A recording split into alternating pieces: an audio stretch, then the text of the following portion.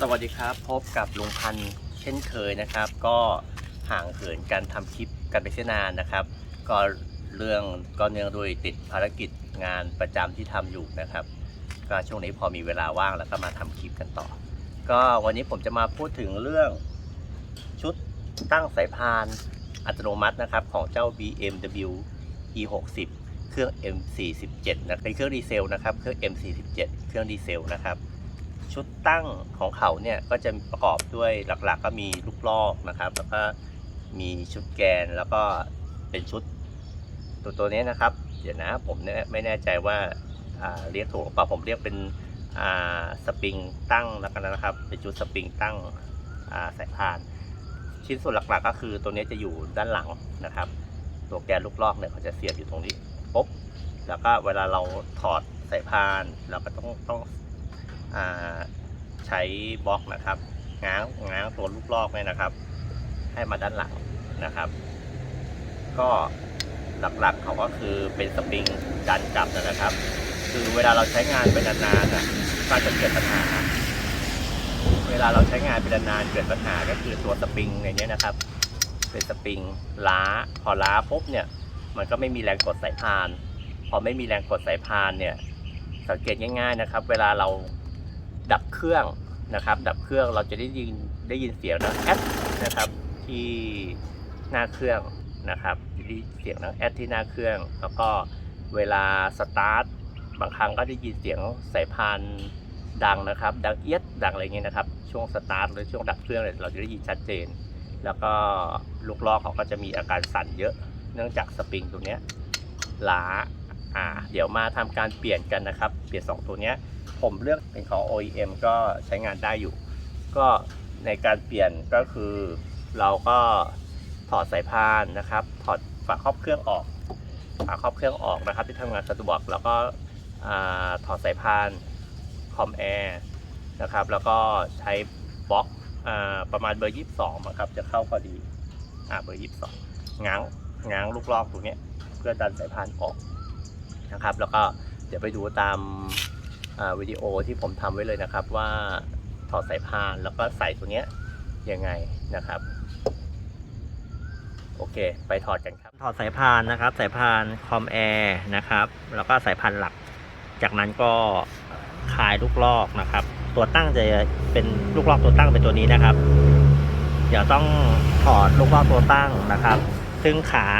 ากับตัวสปริงตั้งเขาจะอยู่ข้างหลังนะครับอาจจะต้องถอดไดชาร์จออกด้วยนะครับได้ทำงานสะดวกโอเคเดี๋ยวเรามาถอดกันครับ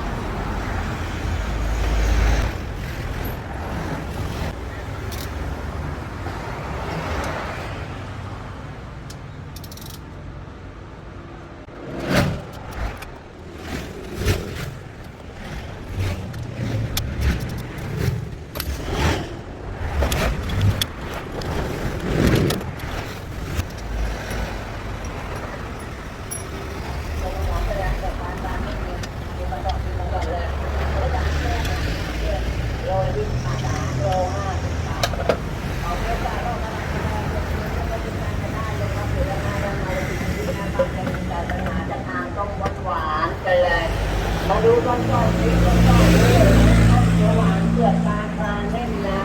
มาชิมกันได้พี่หวานๆกันเลยวันนี้โอ้โลละ20 บาท3 โล 50 บาทนะจะไปว่าราคาที่แต่เพิ่งจะไม่ใส่บาทเนี่ยวันนี้ช่วงหวานๆกันเลยพี่มาดูกันก่อนชมกันก่อนแล้วขอมาดังมารอเปิดมือเรียกว่าบริการกันได้เลยครับอยู่ด้านหน้าด้านในจะเป็นคุณพี่แม่บ้านจะมีจัดการทุกคน ตอนนี้ก็ถอดไดชาร์จออกเป็นที่เรียบร้อยแล้วนะครับเดี๋ยวผมจะส่องให้ดูตัวสปริงตัวดันตัวตั้งสายพานนะครับเนี่ยฮะจะเป็นตรงนี้สปริงลูกรอบตั้งสายพานเดี๋ยวผมจะถอดออกมานะครับพร้อมเอาลูกรอบลูกนี้เลย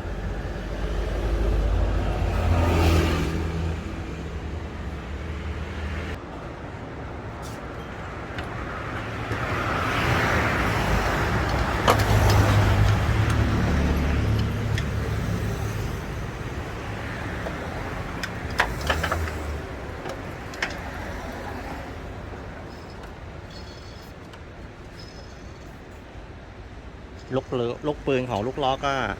เริ่มหมดสภาพแล้วนะครับมีเสียงแล้ว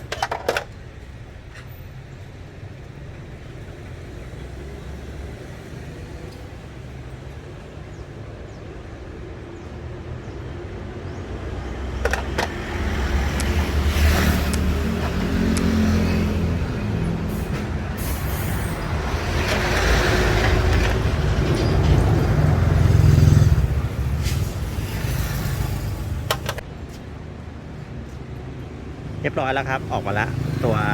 ตั้งสายพานตัวนี้ข้างในก็จะเป็นขดสปริงนะครับเวลาใช้งานไปนานๆเนี่ยข้างในมันจะล้าพอถึงอายุก็เปลี่ยนตัวนี้ผมใช้มาประมาณ 200,000 กว่ากิโลเมตรละเนี่ยฮะข้างหลังนี่เอียงละ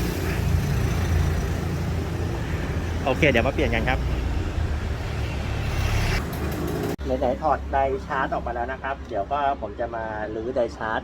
เช็คแปลงถ่านกันนะครับแล้วก็เช็คสภาพกันว่าไดชาร์จเนี่ยเป็นยังไงบ้างนะครับเดี๋ยวมาเช็คถ่านกันก่อนว่าถ่านใกล้หมดหรือยังถ้าใกล้หมดเดี๋ยวผมจะหาซื้อถ่านมาเปลี่ยนนะครับจะได้ใช้งานได้ยาวๆแล้วก็เช็คลูกปืนด้วยสภาพเป็นยังไงบ้างโอเคคร่าวๆก็ลูกปืนยังแน่นอยู่นะครับไม่มีเสียงหอนไม่มีตัด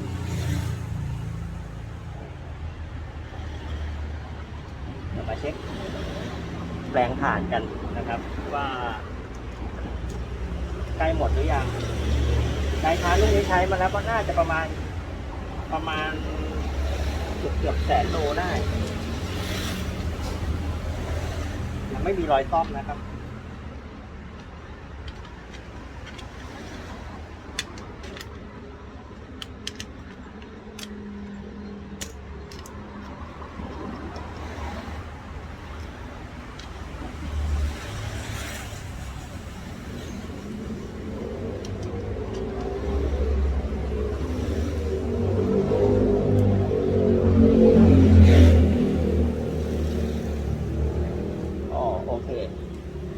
ยังใช้ได้อีกยาวนะครับแรงถ่านยังหนาอยู่ฮะยังยาวอยู่เดี๋ยวก็เป่าลมทำความสะอาดซะหน่อย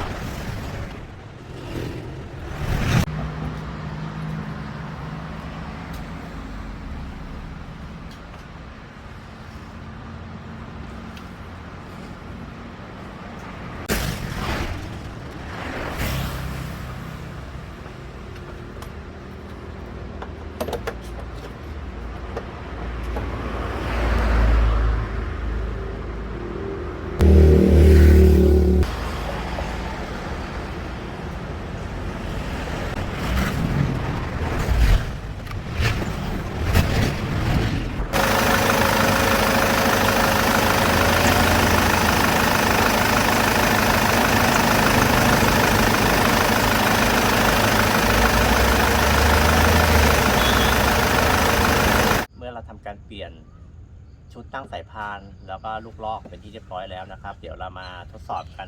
หลังจากเปลี่ยนเสร็จแล้วว่าเสียงเอี๊ยดเวลาสตาร์ทเครื่องหรือดับเครื่องเนี่ยมันเงียบไปไหมนะครับ เดี๋ยวมาทดสอบไปพร้อมๆกันครับ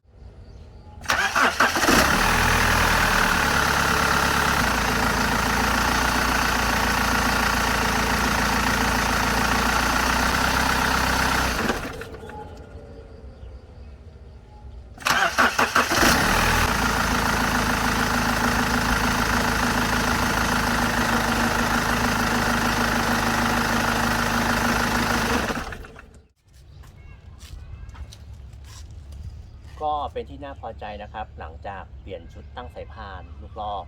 แล้วก็เปลี่ยนสายพานใหม่เรียบร้อยแล้วเสียงสายพานตอนสตาร์ทเครื่องหรือตอนดับเครื่องที่ดังเอี๊ยดนะครับเสียงสายพานเบรกที่ดังเอี๊ยดเนี่ยเงียบไปนะครับก็เดี๋ยวจะลองใช้งานดูสักระยะหนึ่งว่าเสียงเอี๊ยดเนี่ยตอนสตาร์ทเครื่องตอนดับเครื่องเนี่ยของเครื่อง M47 เครื่องดีเซลเนี่ยนะครับว่ามันจะกลับมาอีกไหมนะครับเดี๋ยวถ้ามันกลับมายังไงผมจะทำคลิปต่อนะครับว่ามันเกิดมาจากสาเหตุอะไรโอเคครับก็เป็นที่น่าพอใจทีนี้ผมก็จะประกอบแล้วก็เอาไปใช้งานในชีวิตประจำวันแล้วนะครับ